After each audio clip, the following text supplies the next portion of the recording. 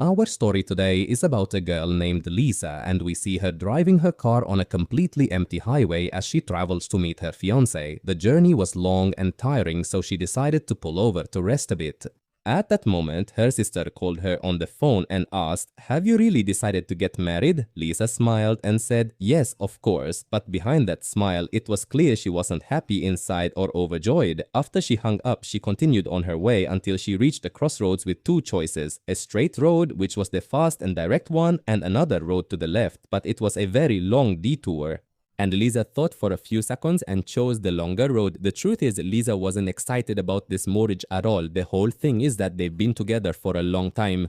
So she agreed when he proposed the marriage, and that's it. Her fiancé wasn't bad, he was just too busy with his work and didn't have any major flaws, but Lisa always had the feeling that she wasn't the one choosing her life's path. She always let circumstances lead her as they came, and she was drowning in these thoughts. Suddenly, the car broke down and stopped in the middle of the road, and she got out to look at it, but she didn't understand anything about mechanics. The bigger problem was that the phone network was completely dead, so she went back and sat inside the car, waiting for anyone to pass by and help her. From waiting so long, she got thirsty and opened a can of soda water. But as soon as she opened it, it soaked all her clothes, and while she was still getting ready to change those clothes, a strange man appeared whom she didn't know. So Lisa quickly adjusted her clothes and started talking to him, and it turned out he was a traveler wandering with a backpack and walking on foot. And when he found out her car was broken down, he told her he didn't have a phone but could try to fix it. Indeed, after some effort and using a wrench, he managed to start the car. Lisa wanted to give him money for his trouble, but he smiled and refused, saying he helps for the sake of God and country, that's all. Although he seemed like a respectful and kind man, Lisa remained cautious and didn't agree to give him a ride.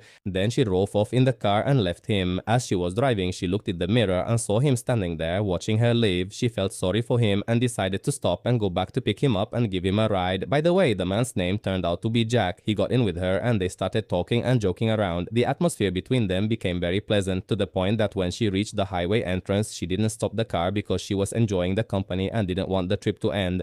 And she asked him, "Where are you heading like this?" He replied and told her that he would spend the night at an inn on the road. Lisa was silent for a few seconds and then told him that she was also tired and needed to rest, and she would spend the night there too. Lisa wasn't aware at all of the big mistake she was making, because after a few minutes, Jack's demeanor completely changed and he started telling her that their meeting wasn't just a coincidence. No, it was fate and destined for a long time. These words made Lisa anxious and it showed on her face, but the real shock came when Jack crossed all boundaries and started speaking to her rudely in a way that would upset anyone. At that moment, Lisa was initially shocked but quickly made her decision, pulled the car over and told him to get out immediately. That's when Jack bared his teeth, revealing his true nature, and his features completely changed.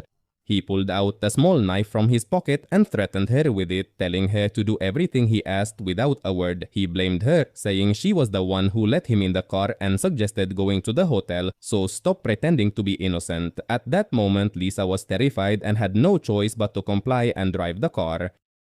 When Jack told her that he was taking her to an old abandoned motel that had been closed for years, at that moment Lisa felt the chill of fear running through her body. And she realized that if she got there, a disaster would happen to her. She started sweating from anxiety, thinking about how to escape. In the midst of her fear, she noticed that Jack wasn't wearing his seatbelt. At that very moment, a very difficult and dangerous curve appeared on the road, so Lisa made a split-second suicidal decision and floored the gas pedal, turning the car at full speed into that curve. When Lisa opened her eyes, she couldn't comprehend what had happened. When she focused, she found the car completely flipped on its roof and she was hanging upside down in the seatbelt. And she looked outside and found Jack thrown out of the car, lying on the asphalt, not moving at all, as if he was unconscious or dead. And Lisa felt that her plan had succeeded despite the high price she paid. She tried to unbuckle the seatbelt but was surprised that her left leg was stuck and tightly wedged under the car's dashboard, not moving at all. She tried to free it with her hands, but the broken glass and jagged metal cut her hands badly. The only advantage was that even though she was trapped, she could reach a few things around her. So she took a jacket, tore a piece from it, and tied it around her hand wound to stop the bleeding. And then she started looking for her phone to call the police, but couldn't find it at all. At that moment, she looked outside and saw Jack starting to regain consciousness and move. And she also noticed his knife lying on the ground near the car, so she stretched her hand as far as she could, but the knife was a bit too far, so she used the things around her until she managed to grab the knife and keep it with her. Just as she did that, she saw Jack crawling until he reached the car. He looked at her through the glass, and when he saw her legs stuck and unable to move, a very sly smile appeared on his face, and he decided to leave her to die and suffer there alone. Indeed, he left her and walked away, and Lisa kept screaming, calling for help and honking the car horn. But the place was an isolated forest and no one hurt her at all. And night fell, the cold increased, and she was still trapped. So she took a jacket from the clothes around her and put it on. Suddenly, she heard sounds coming from the forest and got scared. It might be wild animals, so she quickly turned off the car lights. With time and exhaustion, she fell asleep where she was. The next day, she kept waiting all day for anyone to pass by, but not a single car went down the road. Another day passed, and she didn't know what to do until she heard the sound of footsteps and looked to find Jack coming back to her again. And Jack told her that he found a small cabin a few kilometers away and there was no one there and he's staying there now. Lisa didn't understand why he came back in the first place, but she asked him for some water to quench her thirst and a bite to eat. So Jack sat in front of her very calmly and started eating and drinking right in front of her eyes while she was dying of hunger and thirst. And he told her if she wanted to eat, she should tell him the story of her first time with a man. Unfortunately, Lisa agreed, feeling forced, and out of embarrassment and distress, she started sharing very personal details of her life. He kept interrupting her, mocking her, and belittling her the whole time. When she finished, he laughed and told her he never promised to feed her if she told the story.